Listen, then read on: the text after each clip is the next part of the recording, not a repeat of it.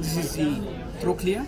Trochlea. Lateral trochlear ridge. Okay. Medial trochlear ridge. Is the medial always more prominent? Yes. Okay. And it has this rounded prominence. It's called the trochlear tubercle. Okay. And this notch. Okay. Okay. So the patella is this part. The patella also has two parts. This is the articular surface of the patella with this small part to fit the lateral side and this medial part to fit the medial side of the trochlea. And actually it has a fibrocartilage. You see this soft part. This is called parapatellar fibrocartilage attached to the patella, and it will move like this. It will glide, make a gliding movement on the articular surface of the trochlea. The patella is attached to the, or it has 5 patellar ligaments.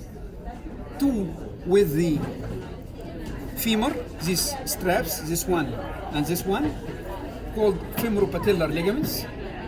Femoropatellar ligaments. Okay. And these 3 blue ones, the middle is middle patellar ligament, and this is the lateral patellar ligament, and this is the medial patellar ligament. This is the synovial layer of the joint capsule. You see, this is the articular cavity, this part. It should be like this. So this is the synovial membrane. Okay, attached to the patella and the patellar fibrocartilage, and attaches around the trochlea, and it gives a pouch actually dorsally or proximally under the quadriceps femoris muscle. Okay, and this is the synovial sac, and we have the fibrous layer of the synovial of the joint capsule. This is the fibrous layer. So fibrous layer, and between this and this, there is the infrapatellar fat, which we can see in the X-ray, separating between the fibrous layer and the synovial layer. Okay.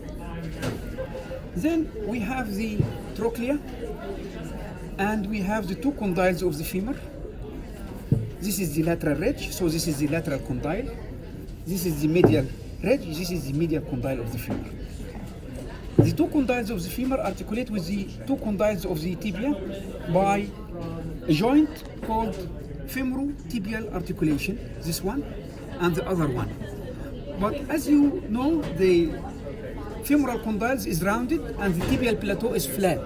So we have this thing which is called the meniscus. It is C-shaped and it has thick periphery and thin or very thin in the center.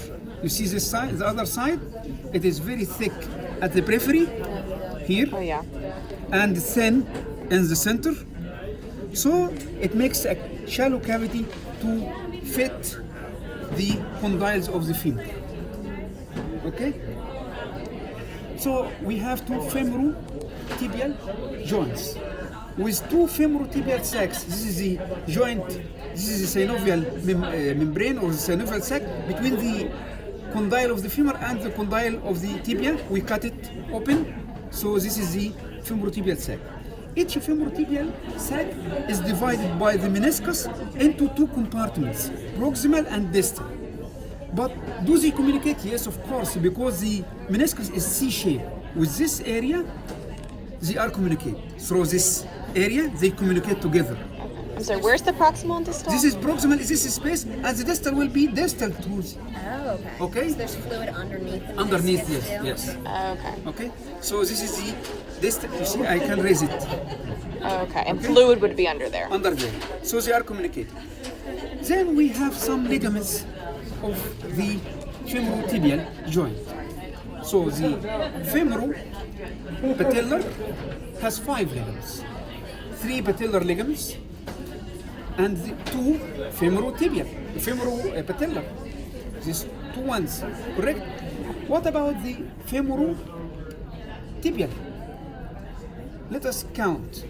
These are the collateral ligaments. This is 1 collateral ligament. This is the lateral ridge, so this is the lateral collateral ligament from the lateral epicondyle of the femur to the lateral head of the fibula.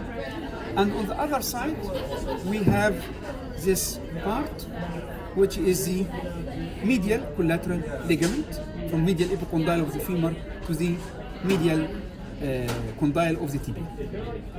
Okay? So these are the two collateral ligaments. Then we have the meniscus.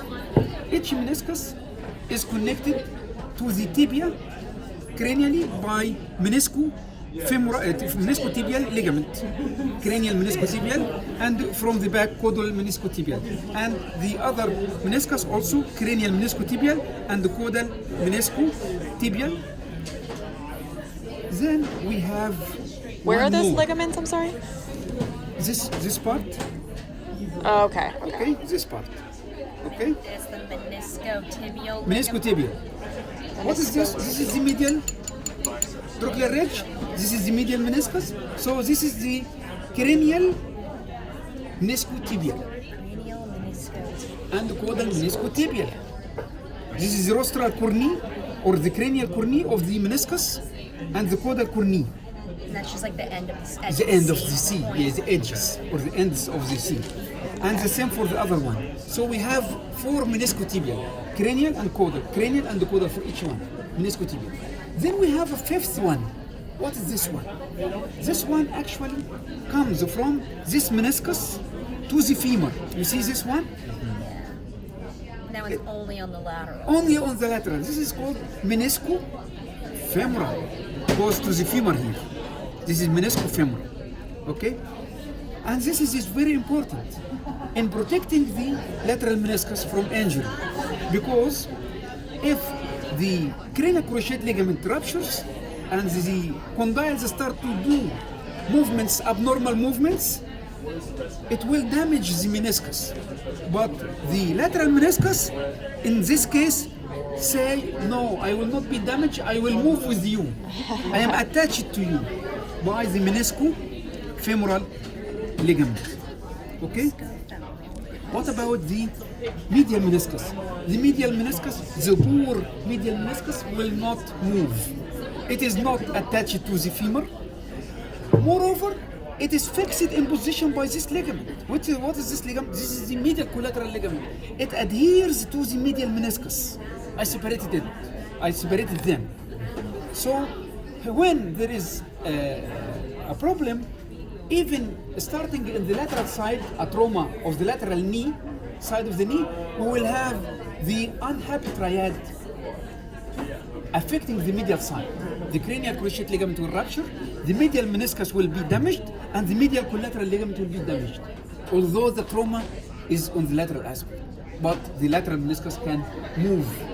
It will not be affected by the rupture or the abnormal movement due to the rupture of the cranial cruciate ligament. Another thing also we should notice, this muscle, this is the back of the tibia. This muscle is called popliteus muscle. Popliteus muscle. This popliteus muscle has its origin, this tendon of origin, this is the tendon of origin of the popliteus muscle. Where it comes from? It comes from this area which is called popliteal notch. But during its course from the lateral side to its insertion on the tibia, it passes by the meniscus, and actually it is attaching the meniscus to the meniscus and separating the meniscus from the lateral collateral ligament. So this is another good thing for the lateral meniscus. It is separated from the lateral collateral ligament by the popliteal tendon. Okay? So also when the popliteus muscle will contract, it will move the lateral meniscus. So the lateral meniscus is lucky. It has this tendon runs by it, and it has also the meniscofemoral ligament. Then we come to the cruciate ligaments. We have cranial cruciate and caudal cruciate. We name them according to their attachment to the tibia. Here is the tibia. Okay, this is the surface of the tibia covered by the articular cartilage. This is the cranial cruciate ligament. This is the cranial aspect, correct? So this is the cranial cruciate ligament going from the cranial part of the tibia and toward the intercondylar fossa of the femur. Then we have the caudal cruciate ligament. The caudal cruciate ligament is not clear actually in this specimen, but it starts here, this part. It starts caudally at the popliteal notch of the tibia and goes more cranially. It is not that clear. Okay, it's not that clear. But you should notice also that the cranial cruciate ligament, this part has two parts actually. This cranial cruciate ligament has two lobes. Just for your information. Okay. Okay. And what is this blue thing right here? This Yeah. this is not blue. This is green. Oh. This area is called extensor fossa. It is origin of the long digital extensor muscle, in addition to another muscle called peroneus tertius. You see, this muscle, this fibrous part, and this muscular part. These are two separate muscles. One is called peroneus tertius, and one is called the long digital extensor. They originate together from the extensor fossa. And what happened actually, the extensor fossa is lateral to the lateral ridge of the trochlea. And we mentioned that this femorotibial joint has a sac. This synovial sac extends downward here in this and make some sort of like a berza to protect these two tendons. So in ultrasonography, you will find distal extension from the lateral femorotibial articulation or synovial sac. Okay. All right. That was Yeah. great.